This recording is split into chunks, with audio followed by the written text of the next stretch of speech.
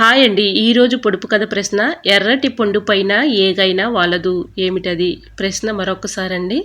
ఎర్రటి పండు పైన ఏగైనా వాలదు ఏమిటది? తెలిస్తే కమెంట్ సెక్షన్లో కమెంట్ చేయండి ఫ్రెండ్స్.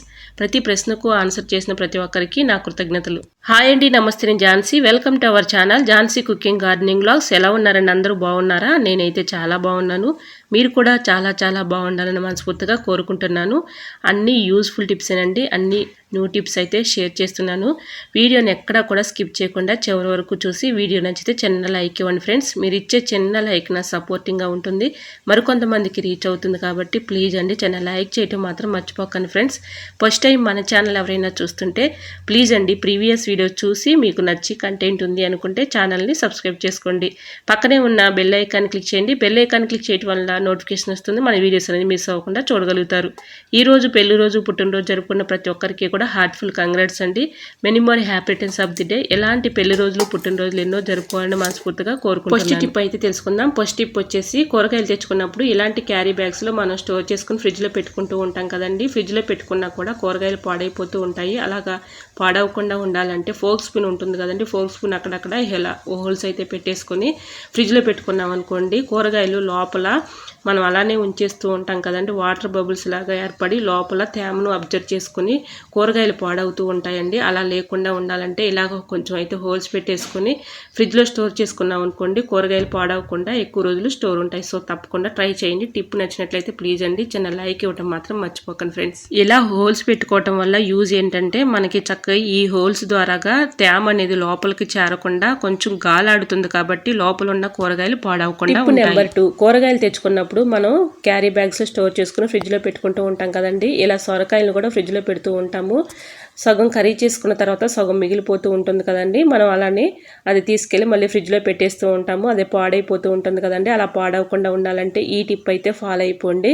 సిల్వర్ ఫాయిల్ పేపర్ అయితే ఉంటుంది కదండి, దీన్ని ఇలాగా చుట్టేసుకొని రబ్బర్ బ్యాండ్ పెట్టుకొని ఇలా ఫ్రిడ్జ్లో స్టోర్ చేసుకున్నాం అనుకోండి, ఎన్ని రోజులైనా పాడైపోకుండా కుళ్ళిపోకుండా ఉంటుంది. సో యూజ్ అవుతుంది అనుకుంటే తప్పకుండా ట్రై చేయండి. టిప్ అయితే 100% వర్క్ అవుతుంది. టిప్ నెంబర్ 3, ట్యాబ్లెట్స్ అయిపోయిన తర్వాత సీడ్స్ అయితే ఖాళీ అయిపోయి పడేస్తూ ఉంటాం కదండి. అలా పడేయకుండా వీటిలో కూడా చక్కగా యూజ్ చేసుకోవచ్చు. గిన్నెలు కానీ ప్లేట్లు కానీ ఇలాగా మనం పైన అయితే క్లీన్ చేసుకోగలుగుతాం, కానీ ఇలాగా సందుల్లో ఉన్నటువంటి డస్ట్ని ఈజీగా ఇలా రిమూవ్ చేసుకోవచ్చు అండి. ఈ ట్యాబ్లెట్ సీట్ని తీసుకొని ఇలాగా నేను వీడియోలో చూపించిన విధంగా ఇలా అనుకుంటే చాలండి, లోపల ఉన్నటువంటి డస్ట్ అనేది ఈజీగా రిమూవ్ అయిపోతుంది. తర్వాత మళ్ళీ మామూలు వాటర్తో మనం క్లీన్ చేసుకుంటే చక్కగా లోపల ఉన్నటువంటి డస్ట్ అనేది చక్కగా వచ్చేస్తుంది. దీనివల్ల మనకి ఎక్కువగా ఫంగస్ కానీ బ్యాక్టీరియా కానీ క్రిములు కానీ ఏర్పడి మనం ఇలా క్లీన్ చేసుకోకుండా ఉంటాం కదండి. ఈ మురికి డస్ట్ అనేది మనకి తినేటప్పుడు వాటి ద్వారా వెళ్ళిపోతుంది కాబట్టి అప్పుడప్పుడు ఇలా క్లీన్ చేసుకుంటే ఎటువంటి ప్రాబ్లం అనేది ఉండదు. నెంబర్ 4, ట్యాబ్లెట్ సీట్ను ఒకదాన్ని తీసుకొని ఇలాగా మనం గ్యాస్ స్టవ్ దగ్గర ఉన్నటువంటి బటన్ దగ్గర డస్ట్ పట్టేసి మురికిగా ఉంటుంది కదండి, ఇలాగ మనం ట్యాబ్లెట్ సీట్తో ఈజీగా ఆ మురికిని డస్ట్ని అయితే ఈజీగా రిమూవ్ చేసుకోవచ్చు. సో యూజ్ అవుతుంది అనుకుంటే తప్పకుండా ట్రై చేయండి. ఇలా డస్ట్ పట్టేసి ఉంటుంది కదండి, చేతితో అయితే మనం క్లీన్ చేసుకోలేం కదండి, ఇలా ట్యాబ్లెట్ సీడ్స్తో చక్కగా మనం ఈజీగా క్లీన్ చేసుకోవచ్చు. సో తప్పకుండా ట్రై చేయండి. నెంబర్ 5, బియ్యం పురుగు పట్టకుండా ఎక్కువ రోజులు స్టోర్ ఉండాలంటే ఈ టిప్ అయితే ఫాలో అయిపోండి. ఈ 3 టిప్స్ షేర్ చేస్తున్నాను. మీకు ఇందులో ఏ టిప్స్ అయితే బాగా నచ్చాయో ఆ టిప్స్ అయితే ఫాలో అవ్వండి.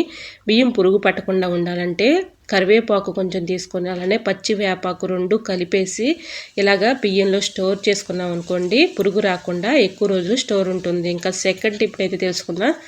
ఇలాగా పురుగు రాకుండా ఉండాలి అంటే అగ్గిపెట్టి ఉంటుంది కదండి, అగ్గిపెట్టిలో ఉన్నటువంటి పొల్లల్ని ఇందులో పెట్టేసామనుకోండి, వీటి స్మెల్కి ఘాటుకి కానీ పురుగు రాకుండా ఉంటుంది. ఇంకా థర్డ్ టిప్ని అయితే తెలుసుకుందాం.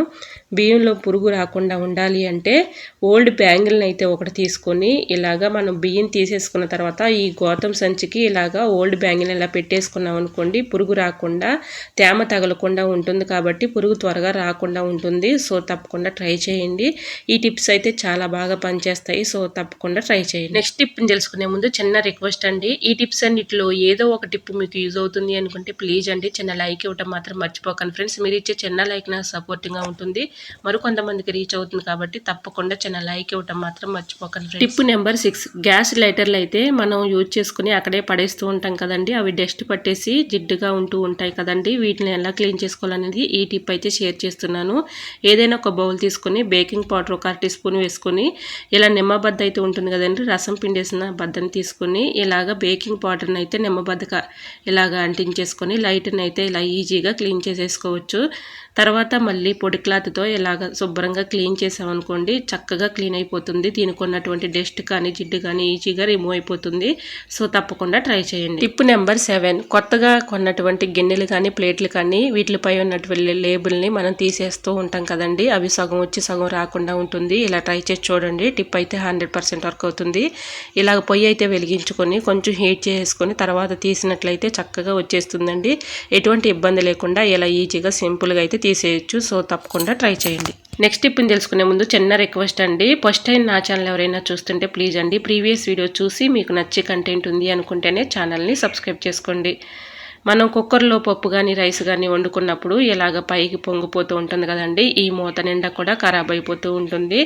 ఇలాగ పెచ్చులు కట్టేసి క్లీన్ చేసుకోవాలన్నా చాలా ఇబ్బందిగా ఉంటుంది కదండి. ఇలా ట్రై చేసి చూడండి. అయిపోయిన ట్యాబ్లెట్ షీట్ని తీసుకొని ఇలాగ పెచ్చులు కట్టినటువంటి ఇలాగ ఈ సీట్ పెట్టి ఇలాగ మొత్తం కూడా అనుకుంటే చక్కగా క్లీన్ అయిపోతుందండి. తర్వాత కొన్ని అయితే వాటర్ అయితే ఇలా జల్లేసుకొని ఇలాగా ఈ ట్యాబ్లెట్ సీట్తో మొత్తం రబ్ చేసి ఇలా క్లీన్ చేసుకోవచ్చు. దీనిపై ఉన్నటువంటి డస్ట్ కానీ అలానే పొంగిపోయిన పెచ్చులు కానీ అంతా కూడా ఈజీగా క్లీన్ అయిపోతుంది. ఇలా క్లీన్ చేసేసుకున్న తర్వాత వాటర్ పెట్టి మళ్ళీ క్లీన్ చేసేస్తే చక్కగా క్లీన్ అయిపోతుందండి. ఒకసారి ట్రై చేసి చూడండి. టిప్ అయితే 100% వర్క్ అవుతుంది. దీనిపై ఉన్నటువంటి డస్ట్ కూడా ఈజీగా రిమూవ్ అయిపోతుంది. చూసారా, ఇలా వచ్చేస్తుంది డస్ట్ అయితే. తర్వాత మళ్ళీ మామూలు వాటర్తో మనం క్లీన్ చేసుకున్నాం అనుకోండి, చక్కగా క్లీన్ అయిపోతుంది. దీని దగ్గర ఉన్నటువంటి పెచ్చులు కానీ డస్ట్ కానీ ఈజీగా రిమూవ్ చేసుకోవచ్చు.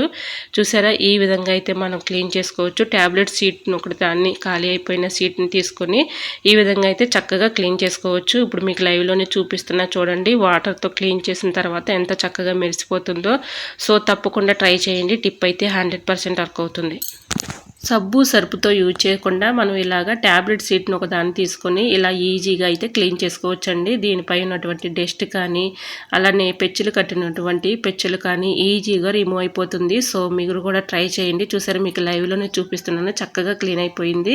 ఇలా ట్యాబ్లెట్ సీట్ని ఒక దాన్ని తీసుకొని ఎండిపోయినటువంటి పెచ్చుల్ని క్లీన్ చేసుకోవచ్చు. అలానే మనం ఈ మూతను కూడా చక్కగా క్లీన్ చేసుకోవచ్చు. సో తప్పకుండా ట్రై చేయండి. టిప్ నచ్చినట్లయితే ప్లీజ్ అండి చిన్న లైక్ ఇవ్వడం మాత్రం మర్చిపోకండి ఫ్రెండ్స్. ఐ హోప్ ఈ టిప్స్ అన్ని మీకు నచ్చాయి అనుకుంటున్నా. నచ్చితే మాత్రం ప్లీజ్ అండి వీడియోని లైక్ చేసి మీ friends and family member share చేయండి. ఈ టిప్స్ అన్నిటిలో ఏదో ఒక టిప్ మీకు యూజ్ అవుతుంది అనుకుంటే ప్లీజ్ అండి కమెంట్ సెక్షన్లో ఏ టిప్ అయితే బాగా నచ్చిందో తప్పకుండా కమెంట్ చేయండి. టిప్స్ అన్నిటిలో ఏదో ఒక టిప్ నచ్చినట్లయితే ప్లీజ్ అండి చిన్న లైక్ ఇవ్వడం మాత్రం మర్చిపోకండి ఫ్రెండ్స్. ఫస్ట్ టైం నా ఛానల్ ఎవరైనా చూస్తుంటే ప్లీజ్ అండి ప్రీవియస్ వీడియో చూసి మీకు నచ్చే కంటెంట్ ఉంది అనుకుంటే ఛానల్ని సబ్స్క్రైబ్ చేసుకోండి. పక్కనే ఉన్న బెల్ ఐకాన్ క్లిక్ చేయండి. బెల్ ఐకాన్ క్లిక్ చేయడం వల్ల నోటిఫికేషన్ వస్తుంది. మన వీడియోస్ అన్ని మిస్ అవ్వకుండా చూడగలుగుతారు. ఇంతవరకు నా ఛానల్ని ఎంతగానో ఆదరించి సపోర్ట్ చేసి సబ్స్క్రైబ్ చేసుకున్న ప్రతి ఒక్కరికి కూడా నా హృదయపూర్వక ధన్యవాదాలు తెలియజేసుకుంటున్నాను. ఓకేనండి, మరికొన్ని టిప్స్తో మళ్ళీ మీ ముందుకు వచ్చేస్తానండి. అంతవరకు బాయ్. అందరూ బాగుండాలి, అందరూ నేను ఉండాలని ఆశిస్తూ నేను మీ ఝాన్సీ. Thanks for watching.